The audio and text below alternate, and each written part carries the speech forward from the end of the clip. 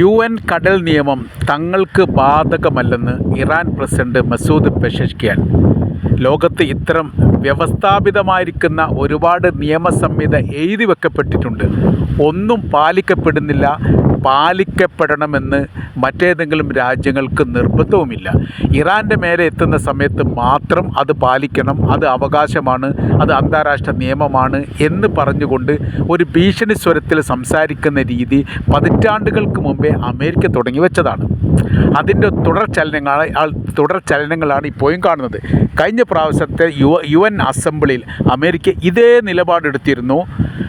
അന്താരാഷ്ട്ര നിയമങ്ങൾ പാലിച്ചുകൊണ്ട് ഹോർമുസ് കടലിടുക്ക് തുറക്കപ്പെടണമെന്നായിരുന്നു അമേരിക്ക അവിടെ ആവശ്യപ്പെട്ടിരിക്കുന്ന കാര്യം. അതിനെയാണ് വീറ്റോ ചെയ്ത് പരാജയപ്പെടുത്തിയത് റഷ്യയും ചൈനയും. വലിയ നന്ദി അവരോടുണ്ട് എന്നുള്ളതും, ഇതേ അമേരിക്ക തന്നെ ഇപ്പോഴത്തെ നിലവിലെ സാഹചര്യത്തിൽ ഹോർമുസ് കടലിൽ ഉപരോധം സൃഷ്ടിച്ച് എല്ലാ കപ്പലിനെയും തടയുന്നു. അതുമായി ബന്ധപ്പെട്ട കാര്യത്തെക്കുറിച്ച് അവർ സംസാരിക്കുന്നില്ല.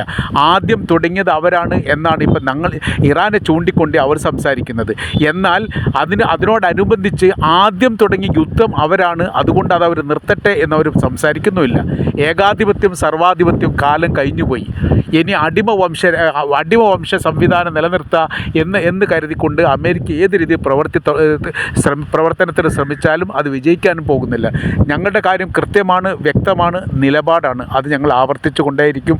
ആ നിലപാടിൽ നിന്ന് വ്യതിചലിക്കാൻ ഞങ്ങൾ തയ്യാറല്ല. 2025-ലും 2026-ലും ഇറാൻ ആക്രമിച്ചിട്ടില്ല. ഇറാന് നേരെ അമേരിക്കയും ഇസ്രായേലുമാണ് ആക്രമണം നടത്തിയത്. അതിന് എന്ത് ന്യായീകരണമാണ് പറയാനുള്ളത് എന്നും ഇറാൻ ചോദിച്ചു. മാത്രവുമല്ല, ഇതിന് നഷ്ടപരിഹാരം വേണം.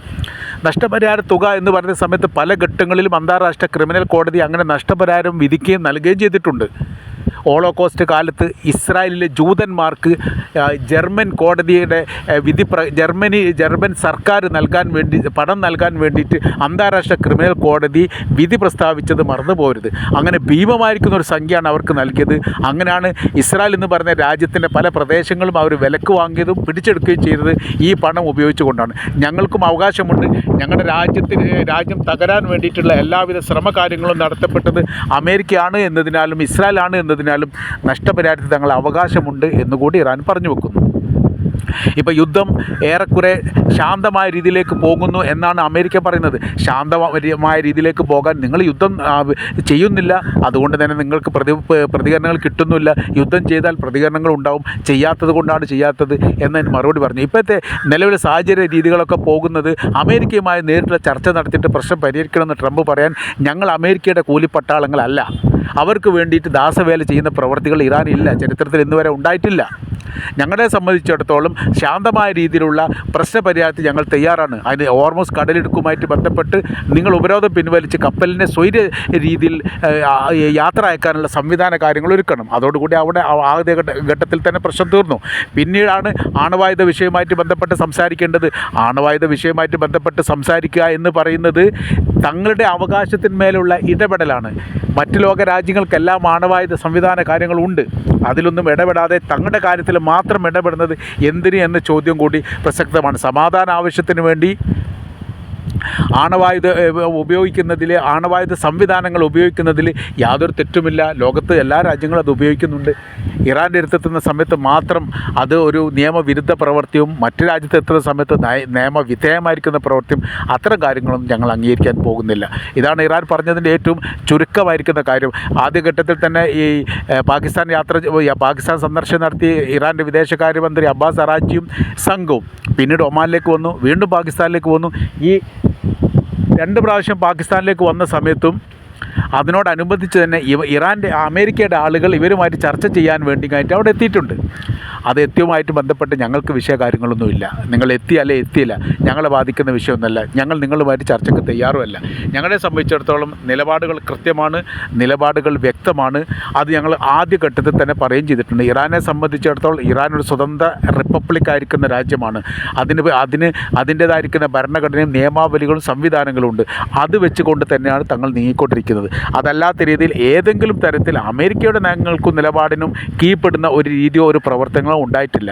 രാജ്യത്ത് ആഭ്യന്തര കലാപങ്ങളും വിഷയങ്ങളും ഉണ്ടാക്കിക്കൊണ്ട് ഭരണ സംവിധാനം അട്ടിമറിച്ച് പുതിയ സംവിധാനം കൊണ്ടുവരിക എന്ന ഉദ്ദേശമൊന്നും ഇറാനെ സംബന്ധിച്ചിടത്തോളം നടപ്പിലാകാത്ത കാര്യമാണ്. അത് ഒരു കാലത്ത് നടപ്പിലാകില്ല. അത് നിങ്ങളുടെ സ്വപ്നങ്ങളിൽ നിന്ന് സ്വപ്നം കാണുന്നതിന് തുല്യമാണ് എന്നല്ലാതെ നടപ്പിലാകില്ലെന്ന് ഏറെക്കുറെ നിങ്ങൾക്ക് തന്നെ ബോധ്യപ്പെട്ടിട്ടുണ്ട്. അതിൻ്റെ ഒരു ടോസ് ടെസ്റ്റ് 2025 തന്നു. പക്ഷേ നിങ്ങളത് പഠിച്ചിട്ടില്ല. 2026 വീണ്ടും ഞങ്ങൾക്ക് നേരെ ആക്രമണം നടത്തി അതിന് ശക്തമായിരിക്കുന്ന പ്രതികരണം നിങ്ങൾക്ക് കിട്ടുകയും ചെയ്തു. ഇനിയും അത് ആവർത്തിച്ചു കൊണ്ടുണ്ടാവുകയും ചെയ്യും. ഏത് തരത്തിലുള്ള ഭീഷണിപ്പെടുത്തലും ഞങ്ങൾ വിധേയമാകുന്നില്ല. ഞങ്ങളെ സംബന്ധിച്ചുള്ള ജനാധിപത്യ സംവിധാനമാണ് വ്യക്തിപരമായിരിക്കുന്ന ഒരു വ്യക്തിയിൽ അധിഷ്ഠിതമായിരിക്കുന്ന ഒരു രാജ്യ സംവിധാനം അല്ല ഉള്ളത്. ജനാധിപത്യ സംവിധാനമാണ്. ബദൽക്ക് ബദൽ, പകരത്തിന് പകരം ഇഷ്ടം പോലെ ആളുകളുള്ള ഒരു രാജ്യത്തിൻ്റെ കീഴിലാണ് ഈ ഇറാൻ എന്ന് പറയുന്ന സംവിധാനം നിലനിൽക്കുക. അതുകൊണ്ട് തന്നെ അവിടെ എന്തെങ്കിലും പ്രശ്നങ്ങളുണ്ടാക്കുക, രാജ്യങ്ങൾ അട്ടിമറിക്കുക എന്നൊക്കെ നമ്മൾ സ്വപ്നം കാണുന്നതിന് തുല്യമായ രീതിയിലല്ലാതെ അതിനെന്തെങ്കിലും ഈ ഫലമുണ്ടാവും എന്ന് നിങ്ങളൊരിക്കലും കരുതിയിട്ട് കാര്യമില്ല. അത് നിങ്ങൾക്ക് ബോധ്യപ്പെട്ട കാര്യമാണ്. ഇപ്പോൾ ലോകത്ത് ഈ സാമ്പത്തിക മേഖല അപ്പാടെ തകിടം മറിഞ്ഞിരിക്കുന്നു എന്നുള്ളത് കൃത്യമാണ്. യുദ്ധം തുടങ്ങുന്നതിന് മുമ്പ് ഞങ്ങളത് പറഞ്ഞിട്ടുണ്ട്. ഞങ്ങൾക്ക് നേരെ ആക്രമണം നടത്തിയാൽ ഒരു രണ്ട് രാജ്യങ്ങൾ തമ്മിലുള്ള യുദ്ധമല്ല, അത് മേഖലാ യുദ്ധമായിട്ട് മാറുമെന്നുള്ളതും ഇസ്രായേലിനും അമേരിക്കയും മാത്രമല്ല തങ്ങൾ ലക്ഷ്യമാക്കുക. പകരം ഇസ്രായേലിനും അമേരിക്കയ്ക്കും സഹായം നൽകുന്ന ഏതെങ്കിലും മുസ്ലിം രാജ്യങ്ങളുണ്ടെങ്കിൽ അവരെയും, അവർക്ക് അവരുടെ സൈനിക ബേസ് പ്രവർത്തിക്കുന്ന മേഖലകളുണ്ടെങ്കിൽ അവരെയും, സർവ്വ മേഖലയും തങ്ങൾ ലക്ഷ്യമാക്കും. അതെല്ലാം തങ്ങളുടെ ലക്ഷ്യഭാഗമാണ് എന്ന് ഞങ്ങൾ പറയുകയും ഞങ്ങൾ ആ പ്രവൃത്തി ചെയ്യുകയും ചെയ്തിട്ടുണ്ട്. അതിൻ്റെ ആവർത്തനം ഇനിയും ചെയ്യാൻ വേണ്ടിയിട്ട് ഞങ്ങൾ തയ്യാറാണ് എന്നുകൂടി ഈ വിഷയവുമായിട്ട് ബന്ധപ്പെട്ട് ഇറാൻ പറയുന്നു. ഇപ്പോൾ എംബസികളും കോൺസുലേറ്റും അടച്ചുപൂട്ടിയ എംബസി കോൺസുലേറ്റ് തുറക്കുന്നില്ല. യഥാർത്ഥത്തിൽ ഒരു അമേരിക്കൻ പൗരൻ എന്ന് പറഞ്ഞിങ്ങായിട്ട് അറേബ്യൻ രാജ്യങ്ങളോട് ഇറങ്ങി നടക്കാൻ പറ്റാത്ത സ്ഥിതി ഉണ്ടായി. ഇസ്രായേൽ എന്ന് പറഞ്ഞിട്ട്, ഇസ്രായേലിലെ ജൂത വിഭാഗം എന്ന് പറഞ്ഞിട്ട് ലോകത്തിൻ്റെ ഒരു രാജ്യത്തും അഭിമാനത്തോടു കൂടി നടക്കാൻ പറ്റാത്ത ഒരു അവസ്ഥാ സാഹചര്യങ്ങൾ സൃഷ്ടിക്കപ്പെട്ടത് നിങ്ങളാണ്. ഞങ്ങളെ സംബന്ധിച്ചിടത്തോളം വളരെ സ്ട്രൈറ്റാണ്. ലോകത്ത് സമാധാനവും ശാന്തി ഉണ്ടാവണം, പ്രശ്നങ്ങളും വിഷയങ്ങളും ഉണ്ടാവരുത്. ഞങ്ങൾ ഒരു രാജ്യത്തെയും ആക്രമിച്ചിട്ടില്ല ചരിത്രത്തിൽ ഇന്ന് വരെ. ഞങ്ങൾക്ക് നേരെ ആക്രമണം വന്നിട്ടുണ്ടെങ്കിൽ ശക്തമായി പ്രതികരിക്കുകയും അതിന് മറുപടി നൽകുകയും പരാജയപ്പെടുത്തുകയും ചെയ്തിട്ടുണ്ട്. ഇറാഖ് ഞങ്ങളെ ആക്രമിച്ചായിരുന്നു. ഞങ്ങൾ അന്ന് സൈനികപരമായിരിക്കുന്ന ബലവും ശക്തിയും ഉള്ള രാജ്യമായിരുന്നില്ല. രാജ്യഭരണം കിട്ടിയ ഉടനെയാണ് 1979 ഇസ്ലാമിക വിപ്ലവത്തോടനുബന്ധിച്ച് 1980 ഈ യുദ്ധം പൊട്ടിപ്പുറപ്പെടുന്നത്. അന്ന് ഞങ്ങൾ ക്രോഡീകരിക്കാൻ പോലും സാധിക്കാത്ത വിധം വിഷണ്ണമായിരിക്കുന്ന ഒരു സാഹചര്യത്തിൽ പോലും ഇച്ഛാശക്തി കൊണ്ടും വിശ്വാസം കൊണ്ടും ഞങ്ങളതിനെ പ്രതിരോധിച്ചു. 8 വർഷമാണ് യുദ്ധം ചെയ്തത്. 1 ഇഞ്ച് പോലും ഇറാൻ്റെ ഭൂമി ഞങ്ങൾ വിട്ടുകൊടുത്തിട്ടില്ല. 1 ഇഞ്ച് ഭൂമിക്ക് വേണ്ടി ഞങ്ങളുടെ രാജ്യത്തുള്ള മുഴുവൻ ജനങ്ങളും യുദ്ധം ചെയ്യാൻ തയ്യാറാണ് എന്നുള്ള പ്രഖ്യാപനം ആയത്തുള്ള അലി ഖുമൈനിയുടെ കാലത്ത് അന്ന് തന്നെ ഉണ്ടായിട്ടുണ്ട്. 79-80 കാലഘട്ടത്തിൽ. നമ്മൾ നിൽക്കുന്നത് 2025-26 കാലഘട്ടത്തിലാണ്. ഈ കാലഘട്ടത്തിലും അതിൻ്റെ ആവർത്തനങ്ങൾ തന്നെയാണുള്ളത്. വിട്ടുവീഴ്ച ചെയ്യാനോ ഭൂമി വിട്ടുകൊടുക്കാനോ ഞങ്ങൾ തയ്യാറല്ല. വിശുദ്ധമാക്കപ്പെട്ട ദേശമാണ് ഇറാൻ്റെ ദേശം.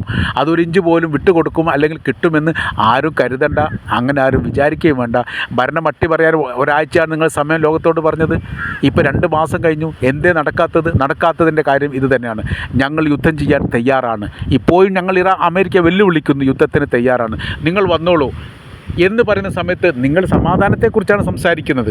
എന്നാലോ സമാധാനം നിങ്ങൾ ഉണ്ടാക്കുന്നുമില്ല.